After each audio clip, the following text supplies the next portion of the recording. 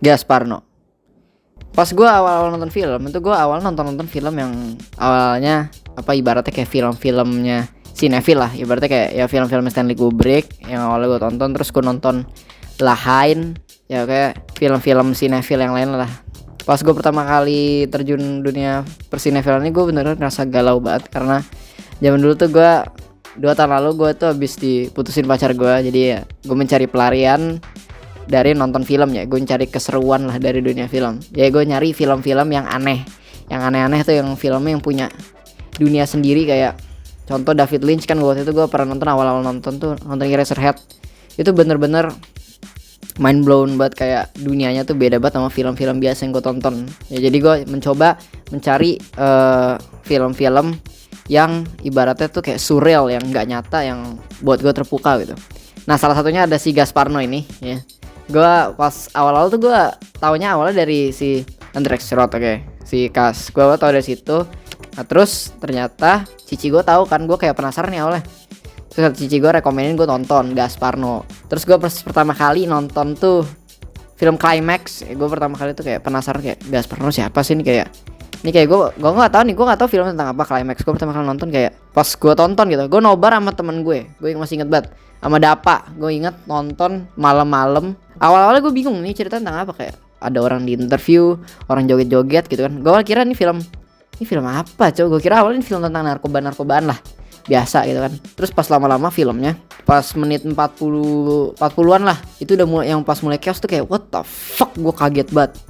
Nah dari situlah gue tahu Gasparno. Gue pertama kali nonton Climax dan itu bener-bener mengubah hidup aja.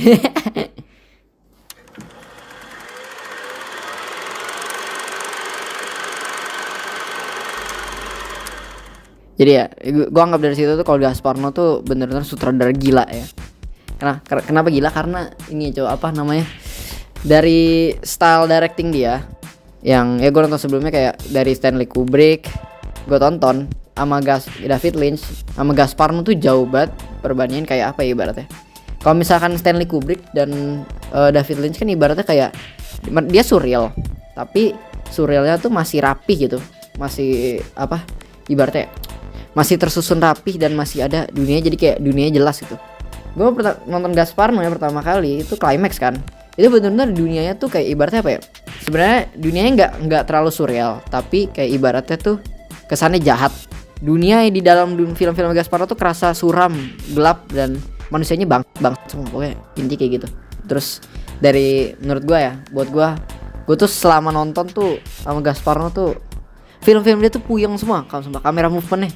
Kayak contohnya film Irreversible itu opening scene-nya aja itu muter-muter kamera ya cok, pusing aku sumpah. Gue nonton kayak gitu diputer balik ke kiri kanan atas bawah miring-miring, diputer-puter. Terus apa nih pas Climax juga ada tuh scene-nya dimuter kan, set muter. Pas akhir scene film bagian Climax yang bagian akhir, kamera kebalik aja. Itu bener-bener berapa menit ya kebalik ya, mungkin lumayan lama itu kebalik anjir tuh. Jadi nonton sensasi. Gue nonton di laptop, gue masih inget, gue balikin layar laptop gue biar bisa gue tahu nonton apa gue. Sumpah itu kacau banget kamera movementnya. Terus pas di Enter the Void juga itu lumayan pusing lah, pokoknya kamera movementnya dia pusing. Yang kedua buat style directingnya dia tuh gak tau kenapa banyak banget menurut gue ya.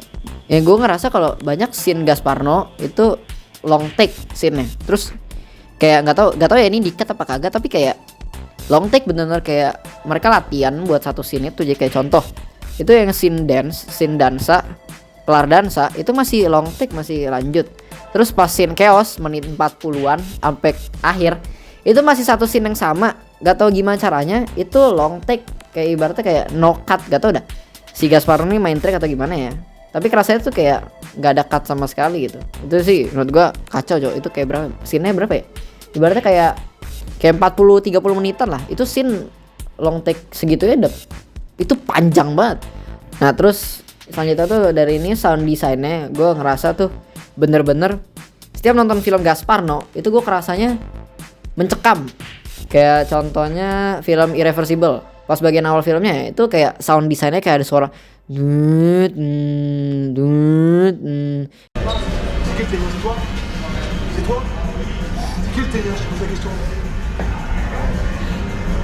Itu bener-bener mencekam tuh, terus kayak gede kecil terus karena tempatnya kan waktu pas di awal film tempatnya kayak chaos gitu ya.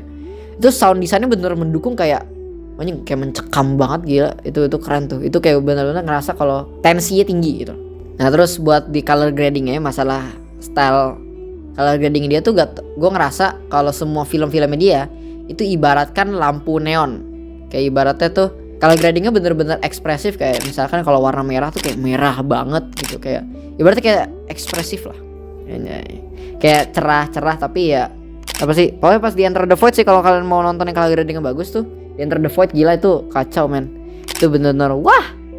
Sangat-sangat neon, semua neon. Itu setting di Tokyo lagi. Dan juga film-film Gaspar ini sangat-sangat rata-rata tuh sangat kontroversi ya. Rata-rata banyak banget film-filmnya kok kontroversi semuanya.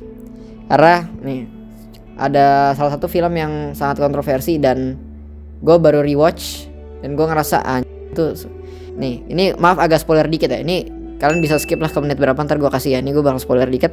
Di film Irreversible itu menurut gue salah satu film yang paling gila dari Gasparo yang pernah gue tonton, karena ada satu scene di filmnya itu ada cewek jalan ke suatu lorong dan dia diperkosa oleh seorang stranger lah.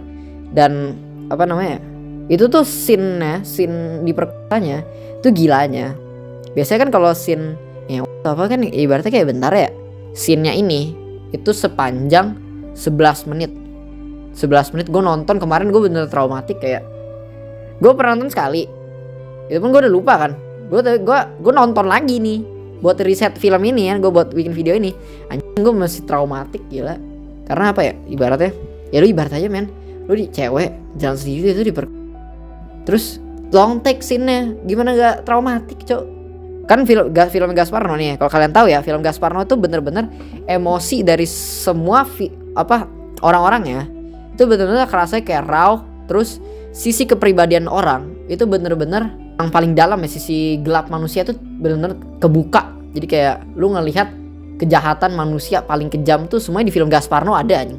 Nah terus ada traumatiknya lagi nih. Kan ini uniknya film Irreversible ini alurnya mundur. Jadi bagian depan dulu, jadi buat tuntutan waktu ya, ibaratnya masa sekarang dulu, baru ntar masa lalunya pas di akhir film. Nah ini plot twist paling sumpah gue nonton kedua kali baru kaget. Jadi pas di itu si cowoknya ngomong, ini apa nih basah-basah, kamu becek apa berdarah. Nah gue masih inget tuh, karena traumatik gitu ya, gue masih inget dialognya sampai akhir. Pas gue nonton di akhir, itu kan ceritanya masa lalu ya. Jadi dia lagi ngambil tes pack dan ternyata dia hamil. Sumpah itu traumatic experience yang pernah gue tonton aja. Itu gue kaget banget, kayak aduh gue nangis banget. Tapi sumpah traumatik banget. Ini kenapa gue nangis? Sumpah itu traumatik banget. Ibarat lu hamil tapi kejam. Nah terus nih ya, nih masih spoiler lagi. Mereka pas di bagian awal tuh ada orang. Mereka awalnya mau cari pemerkosanya, ternyata salah bunuh orang. Yang perkosa masih hidup. Itu fucked up anjing. Itu gila kacau anjing. Ada satu film ini gue nggak banyak sebut di sini. Satu film judulnya Love. Dari judulnya sih udah ketebak Love ya, sama covernya udah ketahuan ini film tentang apa. Oke, ini gue kesel ya, film bokep. Gue pernah nonton, gue nggak tahu ceritanya. Gue nonton filmnya kan, gue penasaran kan. Gue waktu itu nemu apa ya? Nemu TikTok lah, video TikTok. Film paling kacau, film paling ibaratnya kayak film porno lah, film paling no sensor, film Gasparno, Love. Gue penasaran kan, gue coba tonton. Anjir, film bokep, sumpah. Nyewe doang isinya. Gue nggak inget ceritanya apa. Yang gue inget nyewe. Gue nggak inget ceritanya, sumpah. Bener-bener nyewe tuh kayak ini ya. Biasanya kan kalau film nyewe itu nggak kelihatan. Sini kelihatan. Karena Gasparno. Gasparno tuh bener-bener raw banget. Mereka dia tuh no sensor, no anything gitu. Pokoknya bener-bener raw. Terus segila mungkin. Terus selanjutnya rumornya dia selanjutnya mau bikin film anak-anak. Nah menurut gue gak bakal tuh, kayak filmnya gak baik ya. Jadi ya untuk kalian yang pengen coba nonton film-film Gasparno ya, itu gue saranin aja. Nih tips pertama nonton film Gasparno itu kamu harus sehat, bugar, mental, dan fisik.